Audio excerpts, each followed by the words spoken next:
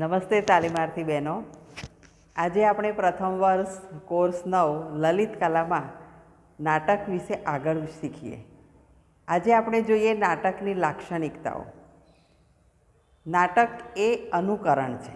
પહેલી લાક્ષણિકતા છે કે નાટક એ અનુકરણ છે.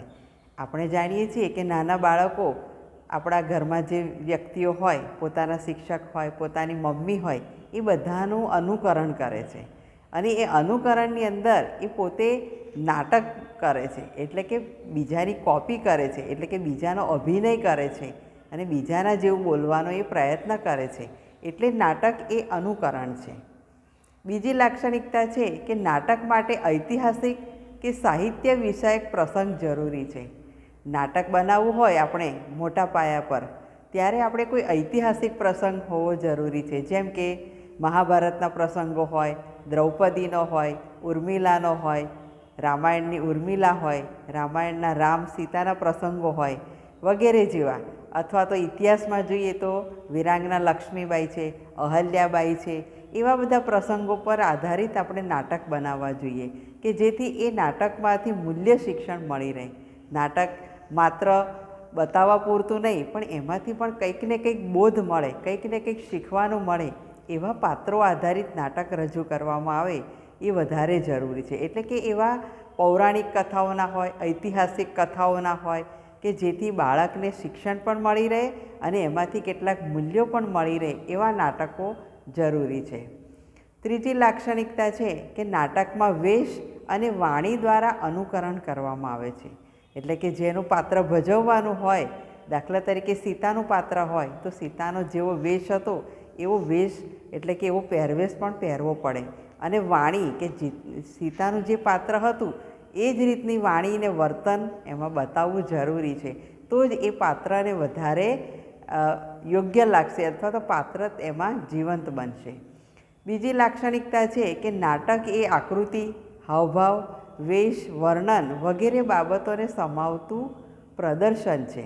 એટલે કે કોઈ પણ નાટક એ આકૃતિ, હાવભાવ, જે તે પ્રકારનો રોલ હોય એ પ્રમાણેનો હાવભાવ જરૂરી છે. એમાં એ પ્રમાણેનો વેશ, એટલે એ પ્રમાણેના કપડાં, એટલે કે પહેરવેશ, એ પ્રમાણેનો મેકઅપ છે, એ પ્રમાણેની હેરસ્ટાઈલ છે, એ બધું જરૂરી છે. એ બધી બાબતોને સમાવતું એક પ્રદર્શન છે. એ બધી વસ્તુઓનું મિશ્રણ કરીને જ્યારે પ્રદર્શિત કરવામાં આવે છે ત્યારે એ નાટક ખૂબ જ અસરકારક હોય કે સામે પ્રેક્ષકોને મંત્રમુગ્ધ કરી દે છે. તો એ એની લાક્ષણિકતા છે. બીજી લાક્ષણિકતા છે કે નાટક એ કથારૂપ પણ હોય છે. દાખલા તરીકે પ્રેમાનંદના આખ્યાનો, જેમ કે જુદા જુદા આખ્યાનો રજૂ કરતા હતા, જેમ કે નળ દમયંતીના પ્રસંગો હોય, ભરત દુષ્યંતને શકુંતલાના પ્રસંગો હોય, એ બધા પ્રસંગો આધારિત જે પ્રેમાનંદ જે આખ્યાન રજૂ કરતા હતા, એ આખ્યાન કરવાની શૈલી એવી હોય કે તમને સાંભળનાર વ્યક્તિને શબ્દો દ્વારા મગજમાં એક શબ્દચિત્ર ઊભું થાય. એટલે કે મગજમાં એક નાટક જેવી જ રચના ઊભી થાય. એ શબ્દો દ્વારા આખું નાટક સ્વરૂપ એના મગજમાં તૈયાર થાય એ પ્રમાણેની શૈલી હોય, એટલે આખ્યાન હોય એ કથારૂપ કહેવાય. એટલે કે નાટક કથારૂપ પણ હોઈ શકે અને દ્રશ્યરૂપ પણ હોઈ શકે. દ્રશ્યરૂપ એટલે કે સ્ટેજ ઉપર ભજવાય એ દ્રશ્યરૂપ કહેવાય, કે જોઈને આપણે સમજી શકીએ છીએ. જ્યારે કથારૂપમાં આખી વાર્તા સાંભળીને સમજી શકીએ છીએ. બીજી લાક્ષણિકતા છે કે નાટક એ દ્રશ્ય શ્રાવ્ય છે. નાટક એ દ્રશ્ય છે અને શ્રાવ્ય પણ છે, કારણ કે એ જીવંત સ્વરૂપમાં છે. સ્ટેજ ઉપર કલાકારો નાટક રજૂ કરે છે, એટલે કે જોઈ પણ શકાય છે અને એ જે બોલે છે એ સાંભળી પણ શકાય છે. એટલે કે દ્રશ્ય અને શ્રાવ્ય છે. એટલે કે દ્રશ્ય શ્રાવ્ય માધ્યમ પણ છે અને દ્રશ્ય શ્રાવ્ય સાધન પણ કહી શકાય એને. બીજી આગળની લાક્ષણિકતા છે કે નાટકમાં વિવિધ રસ જરૂરી છે. જેમ કે કોઈ પણ નાટક આપણે તૈયાર કરીએ તો એમાં દરેક પ્રકારના રસ હોવા જોઈએ. એમાં હાસ્ય રસ હોય, શૃંગાર રસ હોય, કરુણ રસ હોય અને કોઈ મુખ્ય વિષય, જે મુખ્ય શૈલી રજૂ કરવી છે એ રસ પણ હોવો જોઈએ. એટલે કે એક જ પ્રકારનું જો નાટક હોય તો પ્રેક્ષકને કંટાળો આવે. એમાં થોડો હાસ્ય રસ આવે તો એ થોડુંક હળવું થાય વાતાવરણ, અને વાતાવરણ હળવું બને એટલે મૂડ એમનો વધે જોવા માટેનો. અને ક્યારેક કરુણ રસ પણ હોય. કરુણ રસ હોય તો પણ પ્રેક્ષકોને જકડી રાખે છે. એટલે કે નાટકની અંદર જુદા જુદા પ્રકારના રસ હોવા જરૂરી છે. એવા બધા રસને વણીને જ આખું નાટક તૈયાર થતું હોય છે. બીજી આગળની લાક્ષણિકતા છે કે નાટકમાં વિવિધ અંક હોવા જોઈએ. એટલે કે પ્રથમ અંક, બીજો અંક, ત્રીજો અંક, અને જેમ અંક બદલાય છે એમ આખું દ્રશ્ય બદલાય છે. પહેલા અંકની અંદર આખું હાસ્યરસનું હોય અથવા તો મુખ્ય જે રજૂ કરવાનું હોય, જે સામાજિક ભાવો હોય, હસી ખુશીના પ્રસંગો હોય, એવું પહેલા અંકમાં હોય. એ વખતે દ્રશ્ય રચના પણ જુદી હોય. જ્યારે અંક બદલાય ત્યારે આખા સ્ટેજની દ્રશ્ય રચના પણ બદલાઈ જતી હોય. દાખલા તરીકે આખું જેમ કે રામાયણનો આખો એક કાંડ બદલાય છે ત્યારે આખું એનું દ્રશ્ય પણ બદલાઈ જતું હોય છે. પછી આગળનો બીજો પ્રસંગ આવે એટલે એનું દ્રશ્ય બદલાઈ જતું હોય છે. એટલે કે સ્ટેજનું જે વાતાવરણ છે, એનું જે સીન છે, એ બધા સીન બદલાઈ જતા હોય છે. તો આ રીતે અંક બદલાય એમ સીન પણ બદલાતા રહે છે. ત્યાર પછીની લાક્ષણિકતા છે કે નાટકનો અંત મંગળકારી હોવો જોઈએ. તમે ગમે એટલું સારું પિક્ચર જુઓ છો ત્યારે તમને પણ એમ થતું હોય કે હવે આનો એન્ડમાં આવું થાય તો સારું. એવું તમને પણ થતું હશે. તમે કોઈ સિરિયલ જોતા હશો, કોઈ પિક્ચર જોતા હશો, ત્યારે તમને પણ સારી બાબતો એમાંથી ગમતી હશે અને જે ખરાબ બાબતો તમને પણ નહીં ગમતી હોય. કોઈ એવું ખરાબ પાત્ર, વિલનનું પાત્ર આવે છે ત્યારે તમને પણ એમ થાય કે આ વિલનને તો બરાબર સબક શીખવાડ્યો હોય તો સારું. એવું તમને પણ થતું હોય છે. તો એ જ રીતે કોઈ પણ નાટક હોય, ફિલ્મ હોય, કોઈ પણ સ્ટોરી હોય, એમાં એનો એન્ડ એવો હોય કે દરેકને એમાંથી સારો બોધ મળે અને આપણા મનને આમ સારું લાગે. એટલે મંગલકારી બોધ હોય છે. એટલે એનો એન્ડ એવો હોય તો દરેકને ગમે. હાશ, આપણને એમ થાય કે ચાલો સરસ, આવું થયું તો આપણને ગમે. એવું તમને બધાને પણ એનો એન્ડ એવો આવતો હશે. એટલે કે હંમેશા છેલ્લે એન્ડમાં સત્યનો વિજય, કોઈ સિરિયલ હોય કે ફિલ્મ હોય, પણ હંમેશા છેલ્લે એવું જ હોય છે કે સત્યનો વિજય થતો હોય છે. ત્યારે આપણને પણ ગમે છે. એટલે કે દરેક વ્યક્તિને એનો મંગલકારી એન્ડ હોય એ દરેકને ગમતું હોય છે. તો આવું દરેક માણસની પણ આવી વિશેષતાઓ, દરેક માણસ જે વિચારે છે, સારું વિચારે છે, દરેકનામાં સારા બાબતો પડેલા જ છે. તો સારી બાબત આપણને ગમતી જ હોય છે.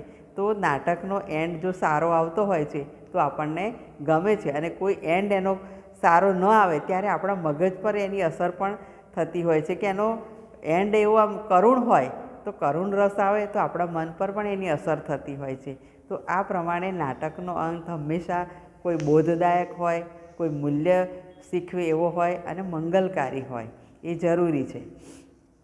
હવે નાટકની છેલ્લે વ્યાખ્યા એવું કહેવાય કે નાટક એટલે ક્રિયાશીલ પાત્રો વડે રચાતા પ્રસંગોની પરંપરા દ્વારા રજૂ કરેલી કથા.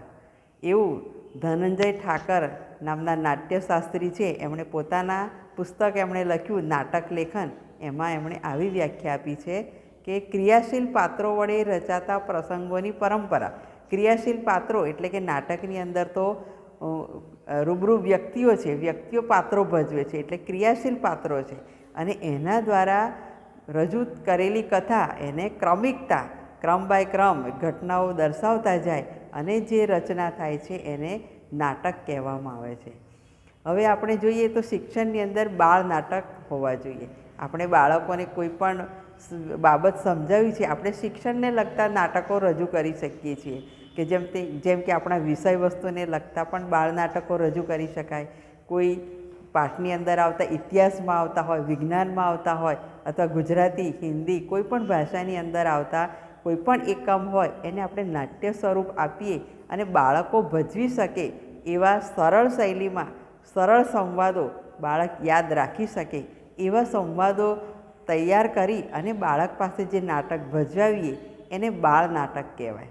કે જે બાળક પોતાની કક્ષા પ્રમાણેના નાટક રજૂ કરી શકે એવા સંવાદ આપણે તૈયાર કરવા પડે અને જો એ નાટક વર્ગમાં ભજવાઈએ તો એ બાળ નાટક બને છે. તો આપણે તો શિક્ષણમાં નાટકની વિશે તમને લાક્ષણિકતાઓ જોઈ, પણ આપણે એ નાટ્યકલાનો ઉપયોગ આપણે શિક્ષણમાં કરવાનો છે.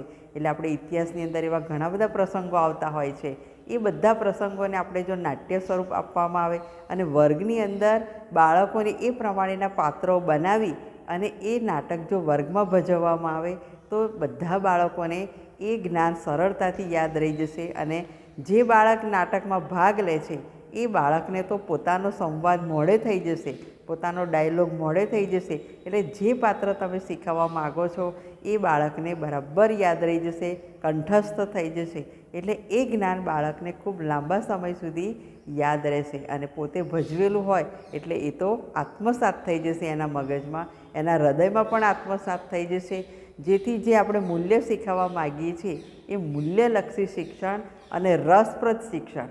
વધારે તો બાળકને જોવાનું ગમે, દૃશ્ય શ્રાવ્ય ગમે છે, એટલે બાળકનો રસ પણ તમે જકડી રાખો છો અને બાળકને અસરકારક, રસપ્રદ, ચિરંજીવી શિક્ષણ નાટ્ય દ્વારા આપણે આપી શકીએ છીએ. તો આપણે આ નાટ્ય કલાનો ઉપયોગ આપણા શિક્ષણ દરમિયાન કરવાનો છે અને એ દ્વારા શિક્ષણ આપવાનો પ્રયાસ કરવાનો છે.